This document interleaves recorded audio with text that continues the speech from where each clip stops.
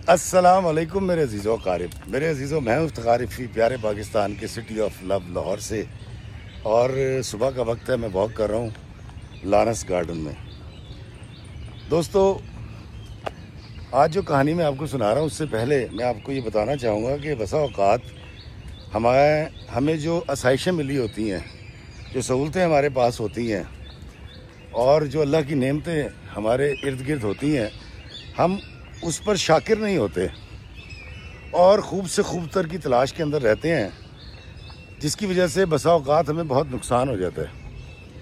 मैं इसको उर्फ़ आम में अगर कहूँ तो मैं कहूँगा रज खान दिया मस्तियाँ। तो कई लोगों को रज खान दिया मस्तियाँ भी होती हैं, तो वो राज आती मुसीबत को उठाकर अपने ऊपर ले आते हैं। दोस्तों, आज जो मैं आपको कहानी सुना रहा हूँ, ये कहानी मुझे जावेद साहब ने सुनाई। जावेद साहब जो हैं वो इस वक्त लंदन में रहते हैं और कहानी बड़ी अजीब व गरीब है, मुख्तलिफ मराहिल से गुजरेगी और आखिर में आपने मुझे ज़रूर बताना है कि आप उनको क्या मशवरा देंगे और क्या जो मैंने मशवरा दिया वो ठीक था या नहीं। दोस्तों, जावेद साहब का ताल्लुक़ पंजाब के एक ऐसे घराने से जहाँ पर उनके पास YBG की ज़मीनें थीं, यानी काश्तकारी की, अपने ट्रैक्टर्स, अपने ट्यूबवेल, और इनका बड़ा अच्छा काम था। ये दवाइयाँ होती हैं ना, जो कीड़े मार दवाइयाँ जो होती हैं फसलों की, उसका इनका काम था। और जावेद साहब जो हैं वो बड़े अच्छे पैसे कमा रहे थे। मतलब उनका कहना ये है कि मेरे लिए 20-22 लाख रुपए माहाना बिज़नेस से निकालना कोई मसला ही नहीं था। अब चूँकि ये इन दवाइयों का काम करते थे तो इनके अक्सर कॉन्फ्रेंसेस होती थी, मीटिंग्स होती थी, डिनर्स होते थे, जहाँ पर इनका जाना आना लगा रहता था।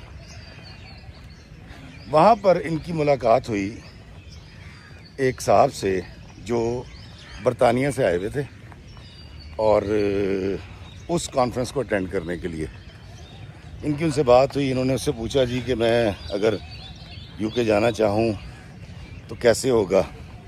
तो उन्होंने कहा, जी कि आप अपना विज़िट वीज़ा अप्लाई करें और UK घूमें आके। तो इन्होंने कहा ठीक है। अब जावेद साहब ने अपना वीज़ा अप्लाई किया विज़िट का, लेकिन इनको मेल आई कि आपको वीज़ा नहीं मिल सकता। जावेद साहब बड़े परेशान हुए क्योंकि इनके पास बैंक स्टेटमेंट भी असली थी, इनका स्टेटस भी था, इनके पास ज़मीनें भी थीं, लेकिन शायद सही से इन्होंने सबमिट नहीं किया कि इनका वीज़ा नहीं लगा। अब जावेद साहब जो हैं, इनकी बेगम साहिबा, उनका नाम सायरा, और 2 बेटे इनके, एक 15 साल का, एक 16 साल का, और बड़ा अच्छा घर, गाड़ियाँ, बंगले, सब कुछ इनके पास, एक बेहतरीन ज़िंदगी गुजार रहे हैं। मियाँ बीवी में बड़ी मोहब्बत है। अब जावेद साहब जब रिजेक्ट हुए एम्बेसी से, तो पैसे वाला आदमी था, इसको बहुत बुरा लगा। इसने उसी शख्स से रब्ता किया कि यार ऐसे ऐसे मैंने वीज़ा अप्लाई किया था तो मुझे वीज़ा नहीं मिला UK का, तो तुम कोई और रास्ता बताओ। तो उसने कहा दोबारा अप्लाई कर दें, आपने जो गलती की है उसको देखें, सुधारें, तो वीज़ा मिल जाएगा, कोई इशू नहीं है। आपका तो बनता है, मतलब आपकी सारी चीज़ें जेन्युइन है, बैंक स्टेटमेंट है, आपके पास जायदाद है, बिजनेस है। तो उन साहब ने कहा नहीं यार, कोई और रास्ता बताओ। तो वो जो साहब लंदन वाले थे, उन्होंने कहा कि मेरे एक दोस्त हैं, अगर आप कहते हैं तो मैं उनसे आपको ना वर्क परमिट ले देता हूँ, वर्क परमिट के ऊपर आप डेफिनेटली आ जाते हैं। उसने कहा वो क्या होता है? उसने कहा जी एक परमिट होता है जिसके तहत आपको भर्ती करके पाकिस्तान से रिक्रूट करके यहाँ लाया जाएगा, और इसका फ़ायदा ये है कि इसमें आपकी बेगम साहबा और बच्चों का भी वीज़ा लग जाएगा और आप आसानी से आ सकते हैं। अब जावेद साहब पैसे वाले थे, इन्होंने कहा जी मेरी बात करवाएं। इनकी बात हुई, उस बंदे ने को बड़ा ही कोई छुरा लेके बैठा हुआ था। उसने कहा जी 1 करोड़ 20 लाख रुपए में वर्क परमिट दूंगा मैं आपको, और साथ में इनको ये भी बता दिया कि भैया मेरे पास जॉब कोई नहीं है, जॉब आपको तलाश करनी पड़ेगी, मैं आपको वर्क परमिट दे देता हूँ।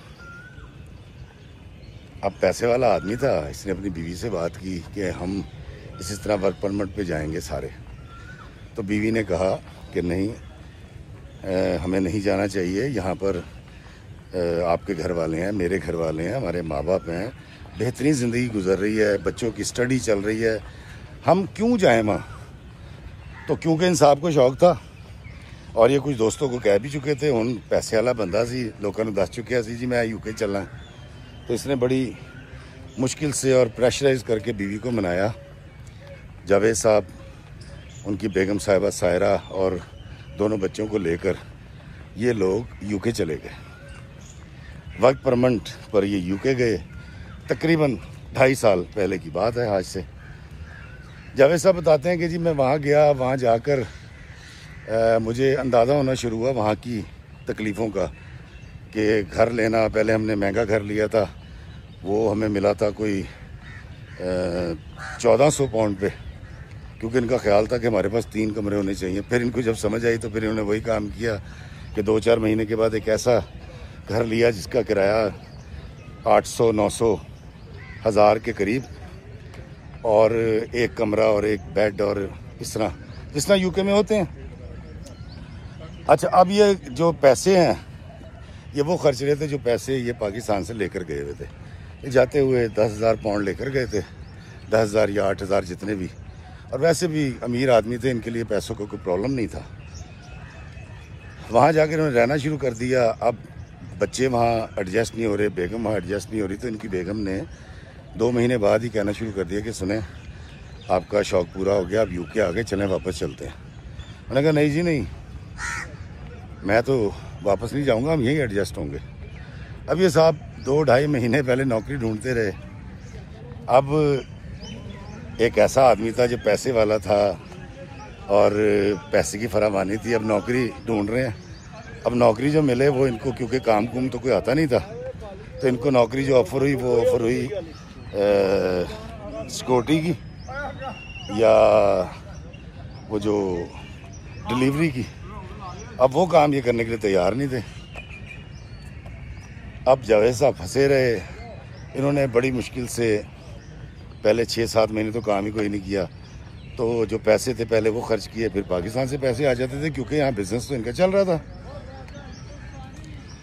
अब सबको ये बताते रहे हैं कि जी कमाल हो गया, हम तो बड़े सेट हो गए और मैंने यहाँ पर अपना बिज़नेस कर लिया है। जो होता है हम लंबी लंबी छोड़ते हैं, इन्होंने भी छोड़ी। अब बीवी मुसलसल इनको कह रही है कि जी वापस चलते हैं, 1 साल हो गया। 1 साल के बाद इन्होंने वो शुरू कर दी, डिलीवरी और सिक्योरिटी का काम शुरू कर दिया। तो ये बड़ी मुश्किल से 800, 1000, 1100 पाउंड कमाते थे और बाकी पैसे 2-2,500 या 3,000 जो पाउंड है वो पाकिस्तान से मंगवा के खर्च करने लग गए। अब 1.5 साल हो गया। इनकी बेगम साहिबा इनको मुसलसल कहती रही कि हम वापस चलते हैं। अल्लाह का शुक्र है हमारे पास घर हैं, ज़मीनें हैं, अपनी गाड़ियाँ हैं, ट्रैक्टर हैं, बिज़नेस है। तो ये अपने बिज़नेस से ही पैसे मंगवाते रहे, जो प्रॉफिट आता था वहाँ। लोग काम तो कर रहे थे, मैनेजर्स काम कर रहे थे, लेकिन इनकी घुंडी अड़ी रही कि नहीं मैं यूके तो वापस नहीं जाना जी। अच्छा दोस्तों, ये बड़ा होता है कि हम कह तो बैठते हैं मैं यूके चलना है, बड़ा सेट हो गया, इंज हो गया, उंज हो गया। अब आप अपने दावों के ज़ेरे असर आ जाते हैं, फिर आप वापस नहीं जाते, चाहे भूखे मर जाएं। अब इनके दरमियान, मियाँ बीवी के दरमियान झगड़े बाकायदा शुरू हो गए। पीछे कहीं इनकी बेगम साहिबा की वालदा की तबीयत ख़राब हुई। इन्होंने इस खौफ से नहीं भेजा कि ये जाएगी तो वापस नहीं आएगी, क्योंकि ये पहले कह रही है और बच्चे भी कह रहे हैं पाकिस्तान चलें बाबा, हमने यहाँ नहीं रहना। इन साहब को समझ नहीं आ रही थी और यही वजह तनाज़ा बनी और इनके दरमियान झगड़ा शुरू हो गया। अस्सलाम वालेकुम जी, क्या हाल है? ठीक ठाक है, खैरियत से? सर आप बड़ी जात वाले हैं ना? हाँ जी, हाँ जी, बहुत शुक्रिया, बहुत शुक्रिया। तो दोस्तों, इनका मामला ख़राब होता गया। को 1.5-2 साल तो गुजर गए लड़ते झगड़ते, नोक झोंक के अंदर। 1.5-2 साल के बाद इनको एक रेस्टोरेंट में जॉब मिल गई। अब ये रेस्टोरेंट था बड़ा अच्छा, पाकिस्तानी खाने होते थे। इनको जॉब मिल गई वहाँ, बड़ी अच्छी जॉब मिल गई। और उस खातून ने, जिसका वो होटल था, उन्हें बड़ी मेहरबानी की, इनको मैनेजर लगा दिया वहाँ। जब इनका सारा सुना कौन है, कहाँ से हैं, क्या सीन है। अब वो एक डिवोर्सी थी जिसकी उम्र तकरीबन 45 के करीब थी और रुखसाना उसका नाम था, और बड़ी अच्छी नेक दिल खातून। उसने इन पर मेहरबानी की। अच्छा, ये क्योंकि वर्कर अच्छा था, जावेद जो है सिंसियर आदमी था और शक्ल सूरत भी अच्छी थी, रोबदाब, तो उन्होंने सारा वो काम संभाल लिया और वो वाली ब्रांच होटल की बड़ी अच्छी चलने लगी। अब इन्होंने बेगम को बताया कि नौकरी मिल गई, और फिर जब भी ये घर जाते रोज़ जॉब के बाद ये जाके बताते जी कि रुखसाना ने आज ऐसे किया, बड़ी पोलाइट है, आज रुखसाना घर से ये पका के लाई हुई थी, आज रुखसाना ने बच्चों के लिए ये गिफ्ट दिया है, चॉकलेट्स दी हैं। अब इस तरह की चीज़ें जब शुरू हुई तो सायरा के जहन में आया कि कहीं उसका खामिन रुखसाना में इन्वॉल्व तो नहीं हो गया। एक बीज बोया गया शक का उसके जहन में, और जब रुखसाना ने उससे इस बात का जिक्र किया कि तुम्हारा झुकाव मैं बहुत देख रही हूँ रुखसाना की तरफ, जब सायरा ने अपने शौहर से पूछा तो शौहर ने मजाक से कह दिया, कहता हाँ जी फिर क्या हुआ, इस्लाम के अंदर 4 जायज़ हैं। अब जावेद ने ये बात मजाक में की थी, अज़राह तफन्नुन, वो कहीं उसकी बेगम के दिमाग में बैठ गई और उसने और ज़्यादा ज़ोर लगाना शुरू कर दिया कि जी बस सब कुछ वाइंड अप करें, हम वापस जाएंगे पाकिस्तान, हमने यहाँ नहीं रहना। इनके दरमियान झगड़ा बढ़ता गया, तनाज़ा बढ़ता गया, रोज़ की चिक चिक शुरू हो गई। जावेद कहता है कि मैं किसी सूरत वापस नहीं जाना चाह रहा था, क्योंकि वाकई मैं उन तमाम दावों के ज़ेरे असर आया हुआ था कि लो ये से तो यूके रहने हैं तो यूके च रवांगे। कहता जी एक दिन फिर मेरी बीवी ने जब हमारी तकरार के दौरान रुखसाना का जिक्र किया, कहता मुझे तैश आ गया, क्योंकि रुखसाना का मेरा ऐसा कोई ताल्लुक़ नहीं था। कहता जी मेरा हाथ उठ गया, मैंने उसको थप्पड़ मार दिया।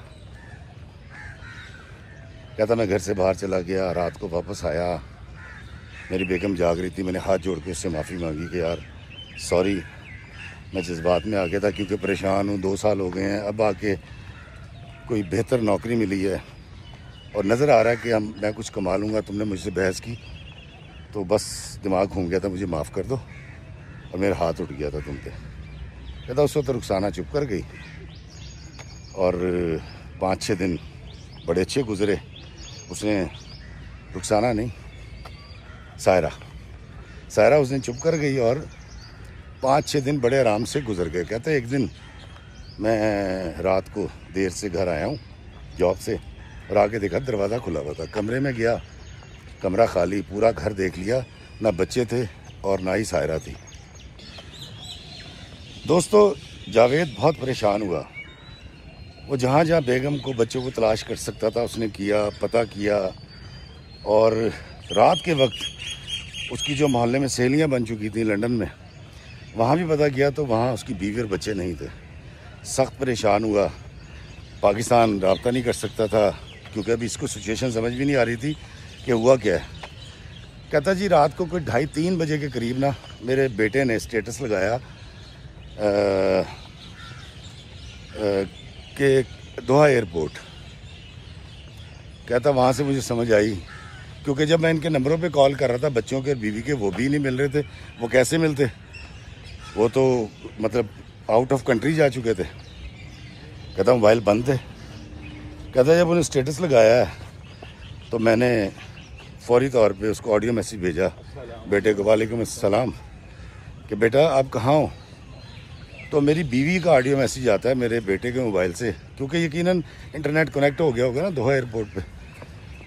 तो उसने कहा जी कि मैं पाकिस्तान जा रही हूँ बच्चों को लेके, और मैं तुम्हें समझाती रही लेकिन तुम्हें समझ नहीं आई, तो हम जा रहे हैं, अगर तुमने आना हो तो आ जाना, नहीं तो वहाँ रहो, हम पाकिस्तान जा रहे हैं। अब जावेद साहब कहते जी मुझे बड़ा तैश आया, बड़ा गुस्सा चढ़ा, और वो जो अंदर का ज़मींदार था ना, जो जिसके पास ज़मीन भी होती है और वो पंचायतों में बैठ के फ़ैसले भी करता है, उसके पास एक बड़ी गाड़ी भी होती है, लोग उसको सलाम हाथ उठा के दोनों हाथ सलाम भी करते हैं, और वो जाग गया।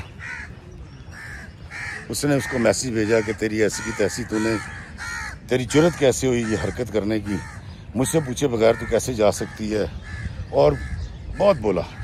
कहता मैं जागा हुआ था, मैं सो गया, अगले दिन मैं उठा तो मेरी बीवी से बात हुई, तो उसके लिए ये कोई बड़ी बात नहीं थी। वो कह रही थी जी कि मैंने जो बेहतर समझा कर लिया।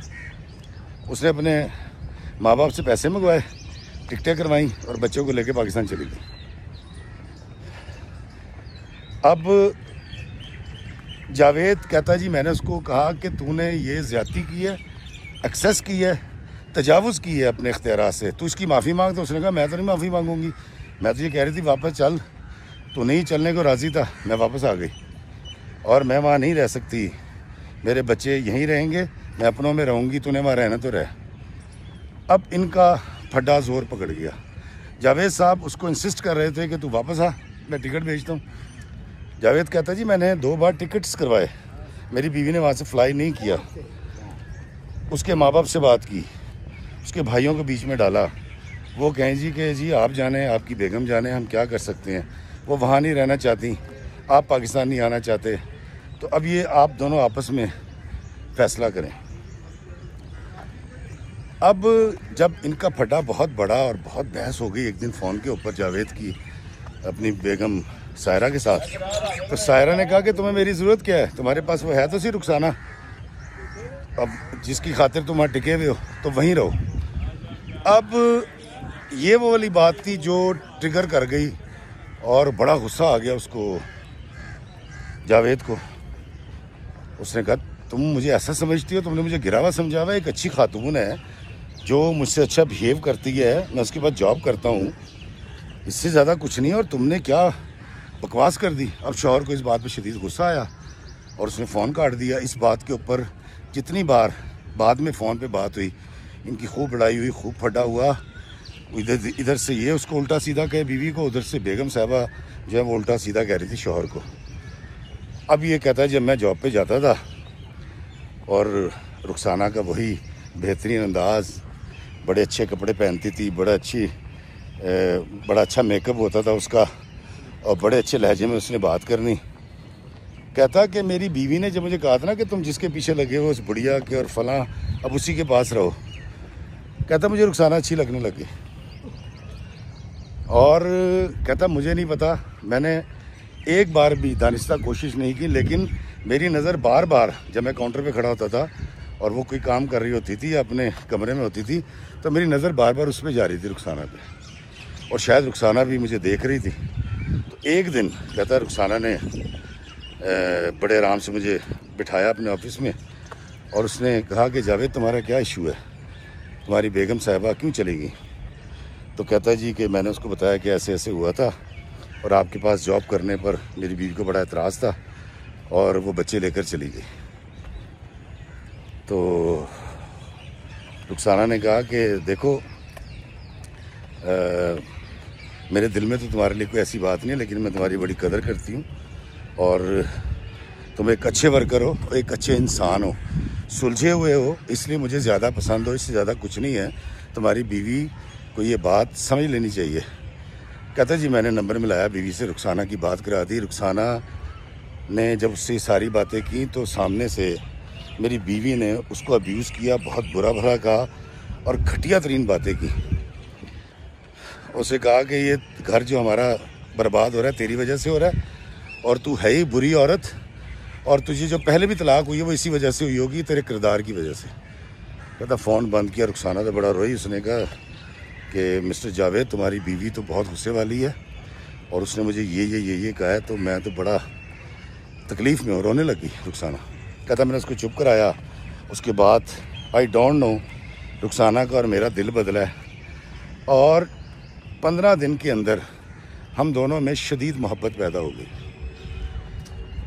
और उसकी शिद्दत इतनी बढ़ गई कि जब कहता मैंने पहली बार रुखसाना से कहा कि रुखसाना आई लव यू, तो रुखसाना ने आगे से जवाब ये दिया था कि इतनी देर लगा दी आई लव यू कहने में। कहता है इफ्तिखार भाई आप यकीन करें कि मेरे दिल में कोई बात नहीं थी, मुझे नहीं पता, शायद वो अकेलापन था, शायद मैं अपनी बीवी बच्चों से दूर था, शायद मेरी तजलील कर रही थी मेरी बीवी, शायद वो हालात थे जो मुझ पे हावी हो गए थे। कहता जी मुझे बड़ी शिद्दत के साथ मोहब्बत हो गई रुखसाना से और ये हम मोहब्बत में बहुत आगे बढ़ गए।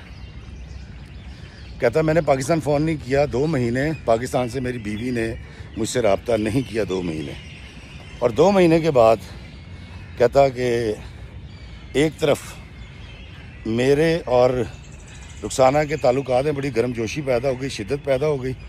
दूसरी तरफ मेरी बीवी ने खुला का नोटिस भेज दिया मेरे घर पाकिस्तान खुला के लिए। तो कहता अब सिचुएशन ये है कि रुखसाना मुझसे शादी करने के लिए तैयार है। रुखसाना की 3 ब्रांचेस और हैं होटल्स की।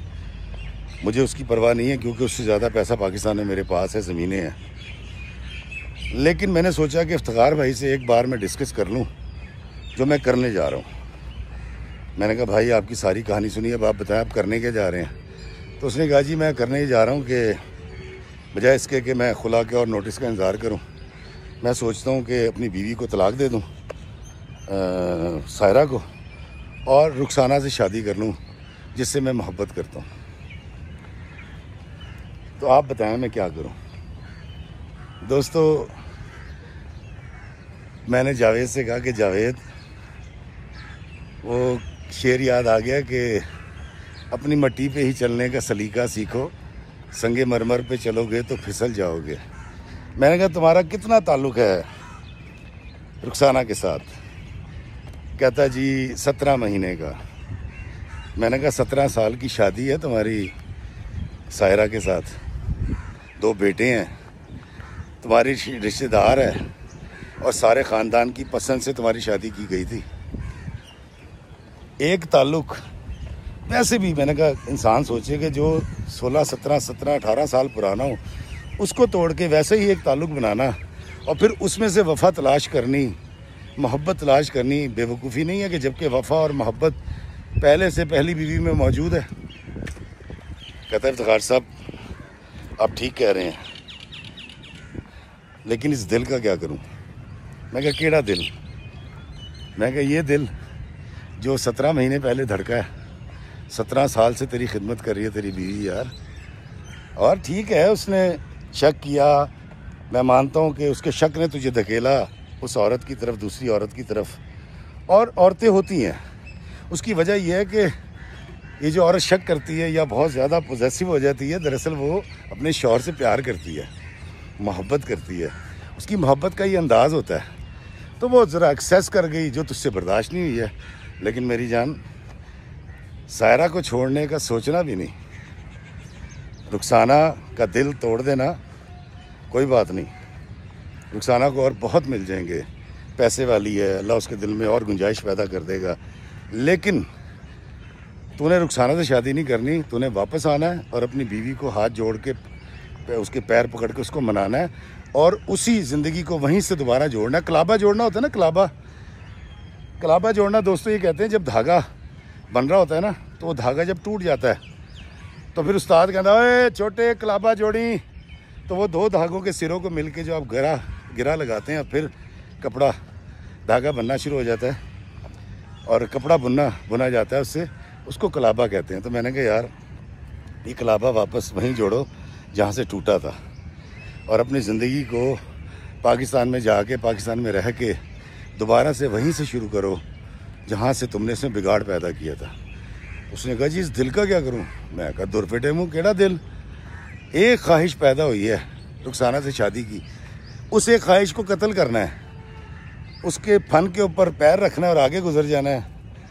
और अब तुम सोचो कि जब तुम ये वाली कुर्बानी दे लोगे इस मोहब्बत की जो अब जागी है, तो तुम्हारा घर बस जाएगा, तुम्हारे बच्चे तुम्हारे पास आ जाएंगे, तुम्हारे माँ बाप, तुम्हारे सास ससुर सब तुमसे राज़ी हो जाएंगे और ज़िंदगी फिर से खुशहाल हो जाएगी। तो चले जाओ मेरी जान, वापस जाओ और सायरा के पास जाओ, उससे माफ़ी मांगो और ज़िंदगी को रास्ता दो, खुशी के साथ, मोहब्बत के साथ, प्यार के साथ। तो मुझे कहता कि क्या मेरी बीवी मान जाएगी? मैंने कहा यार वो नहीं मानेगी तो और कौन मानेगा? अगर वो ना माने ना तो मुझे बताना, मैं पैर पकड़ के अपनी बहन को मना लूँगा।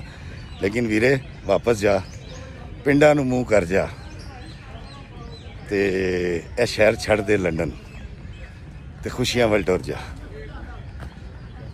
दोस्तों जावेद जो है वो, उसकी सिसकियों की आवाज़ आ रही थी दूसरी तरफ से, क्योंकि वो अपनी बीवी को और बच्चों को बहुत मिस कर रहा था और ये एतराफ़ कर रहा था कि मैंने रिएक्शन के तौर पे रुखसाना को दिल में जगह दी है, बल्कि मेरी बीवी ने मुझे धक्के दे दे के रुखसाना से बदोबदी मोहब्बत करवाई थी।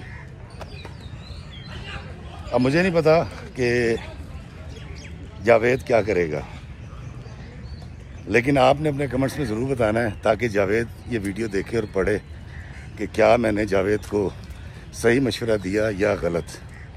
दोस्तों, वो तमाम लोग जो दिलों में ख्वाहिशें लेकर बैठे हुए हैं और उस ख्वाहिश को पूरा करने के लिए अपना ख़ानदानी निज़ाम बर्बाद कर रहे हैं, अपनों को छोड़ रहे हैं, लोगों को जज्बाती तौर पे मजरूह कर रहे हैं, दिल आज़ारी कर रहे हैं, उनसे गुजारिश करूँगा यार अपनी ख्वाहिश को दबा लिया करो, मार लिया करो। ये ख्वाहिश जो है ना हमें जीने नहीं देती, जहाँ बलब कर देती है। और रिश्तों की तरफ फोकस करें, क्योंकि ये रिश्ते जब तक हैं तब तक हम हैं। जब ये पनपेंगे तो हम भी खुशहाल होंगे। अगर रिश्ते टूट गए तो सांस की और उम्मीद की डोरी भी टूट जाएगी। मुझे दीजिए इजाज़त इस दुआ के साथ कि अल्लाह में आसानियत अता फरमाए और आसानियाँ तकसीम करने का शर्फ अता फरमाए। आमीन। अस्सलाम वालेकुम व रहमतुल्लाहि व बरकातुहू।